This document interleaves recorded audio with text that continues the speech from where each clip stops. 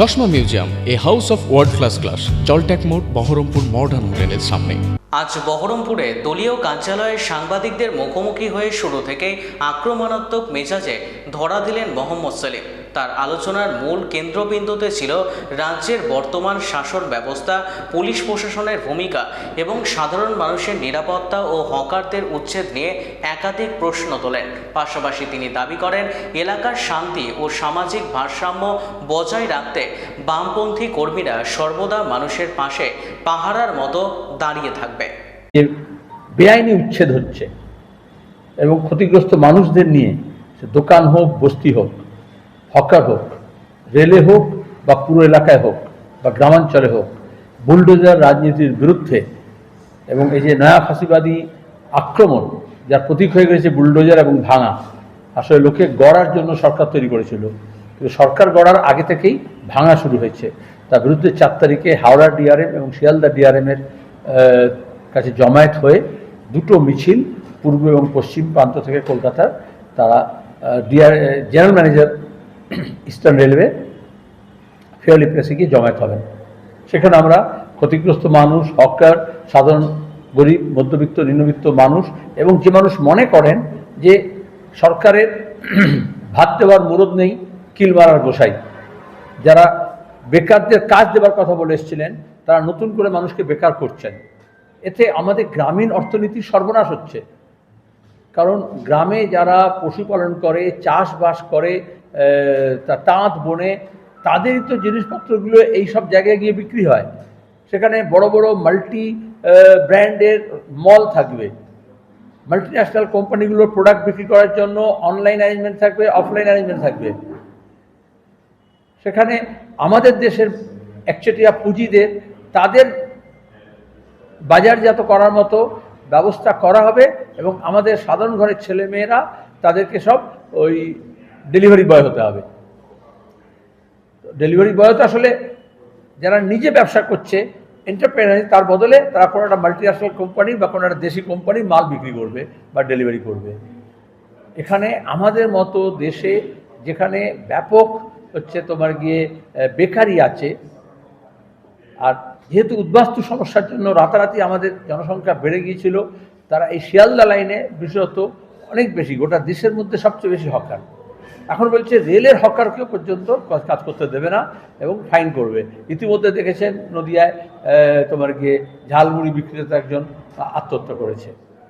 ইতিমধ্যে বেশ কয়েকজন রকম হয়েছে যে চরম পথ বেছে নিয়েছে। আমরা বামপন্থীরা বলি আত্মহননটা পথ নয়, এটা আত্মপ্রতিষ্ঠার লড়াইও যদি সামাজিক দায়বদ্ধতা না থাকে এবং গোটা সমাজকে না নিয়ে হয়, তাহলে হবে না। যারা মনে করেছিলেন বিজেপি আসলে সব রাতারাতি ঠিক হয়ে যাবে, যেমন বিদেশ থেকে কালো টাকা নিয়ে এসে দেবে, এবারে যেমন বলেছিল কাজ দেবে, চাকরি দেবে, তা দেখা হচ্ছে না। সেজন্য অনেকেই আশাহত হয়েছেন। 11 সালে পরিবর্তনের পরে তৃণমূল কংগ্রেস যে অন্যায় অত্যাচার করেছিল, যে লুট তরাজ করেছিল, যে গুন্ডামি মস্তানি করেছিল, সেখানে দাঁড়িয়ে তখন অনেকেই বলতো যে ঝান্ডা ছেড়ে প্রতিবাদ করুন। এখন আসার কথা হচ্ছে সবাই বলছে লাল ঝান্ডা নিয়ে প্রতিবাদ করুন। এটা প্রতিবাদের রং হচ্ছে লাল। গোটা বিশ্বব্যাপী সে প্যালেস্টাইনের শিশুদেরকে গাজায় হত্যা করুক, তার বিরুদ্ধে গোটা বিশ্বে বামপন্থীরা লড়াই করছে সাম্রাজ্যবাদের বিরুদ্ধে। আমাদের এখানে বড় বড় কোম্পানিদের লক্ষ লক্ষ কোটি টাকা মাফ করে গরিব গুরুদের ওপর যে চাপ বাড়িয়ে দেওয়া হচ্ছে, তার বিরুদ্ধে আমরাই লড়ছি। আর যারা লড়াই করছে, এই জন্য মোদি থেকে আরম্ভ করে বিজেপির লোকেরা এবং শাসক দল এবং তাদের দালালরা, শাসক গোষ্ঠীরা তাই কটাক্ষ করে। কখনো বলে উইপোকা, কখনো বলে আরশোলা, এখন বলছে ভাইরাস। বিজেপির নেতা বলছেন এই যারা কংগ্রেস জনতা পার্টি করে ধর্ণা দিচ্ছে, শিক্ষাকে বাঁচানোর জন্য প্রশ্নপত্র লিক করে দিয়ে বিজেপির নেতারা কোটি কোটি টাকা কামাচ্ছে এবং পাস ফেল নিজের ইচ্ছা মতো করছে। এখানে যেমন চাকরি পরীক্ষার দুর্নীতি হয়েছিল, সেরকম দুর্নীতি যখন গোটা দেশে হচ্ছে, তখন দাঁড়িয়ে যারা প্রতিবাদ করছে তাদেরকে বিচারালয় থেকে আরম্ভ করে মন্ত্রিসভা, পার্লামেন্ট, বিধানসভা তাদেরকে দাগিয়ে দেওয়ার চেষ্টা করছে। আমরা সেই আন্দোলনের প্রতিও সংহতি জানাচ্ছি এবং তার সঙ্গে দাঁড়িয়ে মানুষকে মনে করছি যে তাদের বেঁচে থাকার অধিকার, তার জন্য লড়তে হয়, আর লড়ার জন্য ঐক্য দরকার। এরা বিভাজনে প্রথমে এসে হিন্দু মুসলমান ভাষা এরকম ভাগ করে মন্দির মসজিদের নামে, কিন্তু আসলে যারাই এই ধর্ম ভিত্তিক, ভাষা ভিত্তিক জাতি জনগোষ্ঠী ভিত্তিক ভাগ করে আমরা দেখলাম ভোটের সময় তারা সব বিজেপির হয়ে দালালি করে যাতে বিজেপি ভোট বাড়ে। সেজন্য আমরা জাত পাত ধর্ম বর্ণ ভাষা নির্বিশেষে সব মানুষকে ঐক্যবদ্ধ হয়ে এই লড়াইয়ে সামিল হওয়ার জন্য আহ্বান জানাই। এটা ডেপুটেশনের পর্যায়ে তো নেই, কারণ ওরা তো কারোর কোনো কথা শুনছে না। ইনজাংশন যখন কোর্টে লড়ে নিয়ে আসা হচ্ছে, সে কাগজপত্র দেখতে চাইছে না, বলছে ওটা দিল্লির অর্ডার আছে, রাজ্য সরকার চালাচ্ছে না, সব চলছে ওপরতলা থেকে। আগে ওরা কালীঘাট দেখাতো, এখন এরা নাগপুর বা দিল্লি দেখাচ্ছে।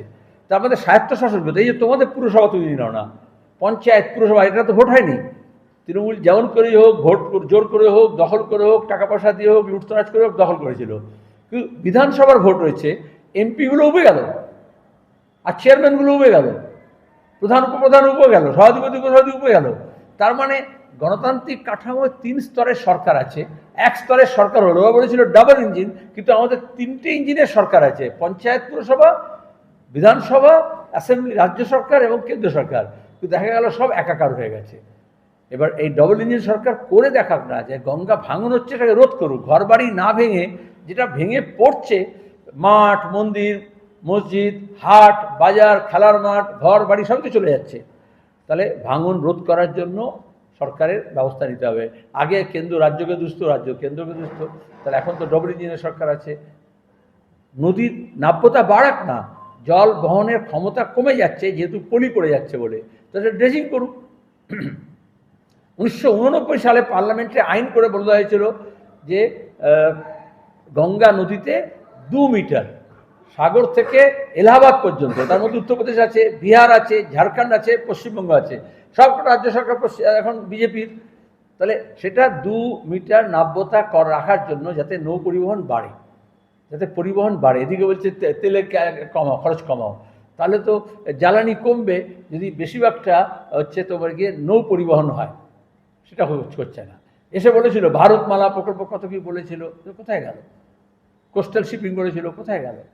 আমরা বলছি শুধু ওদের বিরুদ্ধে নয়, এখানে ভাঙন রোধ করার জন্য এবং নৌ পরিবহন বাড়ানোর জন্য দরকার গঙ্গা পদ্মার মধ্যে একটা নেভিগেশনাল ক্যানেল।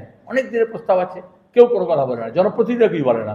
তাহলে এই নৌ পরিবহন বাড়ানোর জন্য যদি হয়, জল তাহলে যদি খাত পায় একটা, তাহলে ভাঙবে না, সে তো জল প্রবাহিত হবে, সেটা করছে না। এবং সেখানে এই ঝাড়খণ্ড থেকে পশ্চিমবঙ্গ থেকে জিনিস যখন যায় সেটা সুন্দরবন হয়ে আবার ওপরে ওঠে। আমরা যখন আসামে পাঠাই তখন হচ্ছে গোটা গঙ্গা দিয়ে যায়, আবার ওদিকে গিয়ে সুন্দরবন থেকে আবার উত্তরে বাংলাদেশের মধ্যে ওঠে।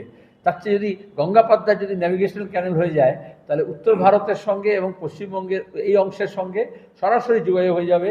তাহলে যে মাল আদান প্রদান হচ্ছে এতটা ঘুরে, সেটা কম পথে হবে। হরমুজ প্রণালী নিয়ে এত হইচই হচ্ছে, মালাক্কা স্ট্রেট নিয়ে এত কথাবার্তা হচ্ছে, কিন্তু আমাদের তো এখানে প্রণালীগত যদি কাজ করে সরকার, তার একটা নতুন প্রণালী তৈরি করা যায়, যেখানে আন্তর্জাতিক বাণিজ্য বাড়লে স্মাগলিংটা কমবে, সরকারের কাস্টম ডিউটি হবে, আর এখানকার স্থানীয় লোকজন ব্যবসায়ীরা তারা কাজ পাবে। আজকে আমরা এখানে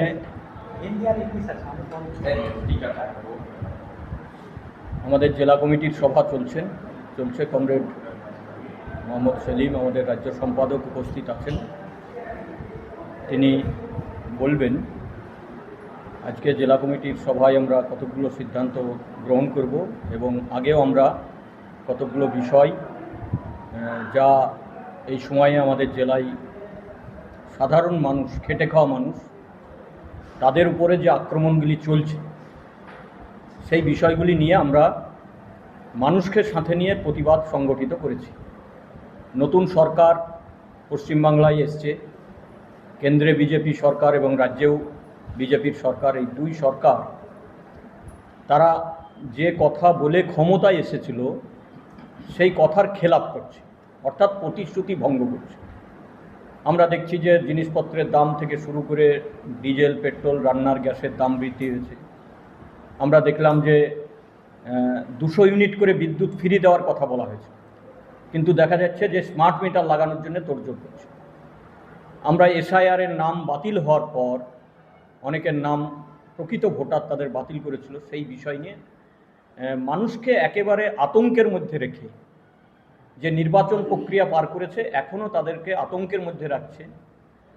100 দিনের কাজ পাবে না, রেশনের মাল পাবে না, অন্নপূর্ণার টাকা পাবে না, জমি রেজিস্ট্রি করতে পারবে না, ব্যাংকের অ্যাকাউন্ট হবে না। এইভাবে একটা অংশকে আতঙ্কের মধ্যে রেখে দিয়ে এই সরকার চাইছে যে আতঙ্কিত হয়ে মানুষ থাকুক এবং ওদের বিপক্ষে যাতে আন্দোলন গড়ে তুলতে না পারে।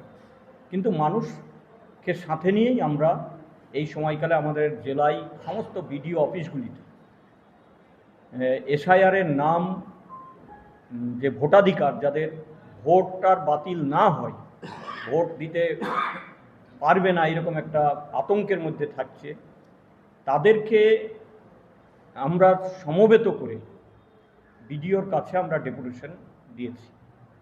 আমরা এই সময়ে জেলায় বিভিন্ন জায়গায় যে বস্তি উচ্ছেদ এবং হকারদের উচ্ছেদ করা হচ্ছে সে নিয়ে আন্দোলন সংগঠিত করেছি। আমরা আগামী দিনে মানুষকে সাথে নিয়ে এবং এই যারা প্রকৃত ভোটার এসআইআরের নাম বাদ গেছে, আগামী 23শে জুলাই তাদেরকে সমবেত করে আমরা এবং ভাঙন, গত বছর ভাঙন হয়েছে, এবছরও আবার নতুন করে হয়তো কোথাও ভাঙন শুরু হবে, কোনো ব্যবস্থা গ্রহণ করেনি এই সরকার, গত রাজ্যে যারা ছিল এবং কেন্দ্রীয় সরকার। অন্যদিকে হচ্ছে এই বস্তি উচ্ছেদ, এই সমস্ত কিছু নিয়ে আমরা আগামী 23শে জুলাই বহরমপুরে জেলা সমাবেশ করব এবং ডিএমের কাছে আমরা ডেপুটেশন দেব। সেই ডেপুটেশনে আমরা এসআইআরের কথা যেমন থাকবে, ভাঙনের কথা থাকবে, প্রতিদিন রুটি রুজির যে সমস্যা, হকার উচ্ছেদের কথা থাকবে, সীমান্তে ফেন্সিংয়ের নাম করে যে ঘেরা হচ্ছে, সেখানে এপারের জমি, ভারতবর্ষের জমি ওদিকে চলে যাচ্ছে, ফলে চাষের যে সমস্যা আছে, এই সমস্ত বিষয়গুলো নিয়ে আমরা ডিএমের কাছে দাবি জানাবো।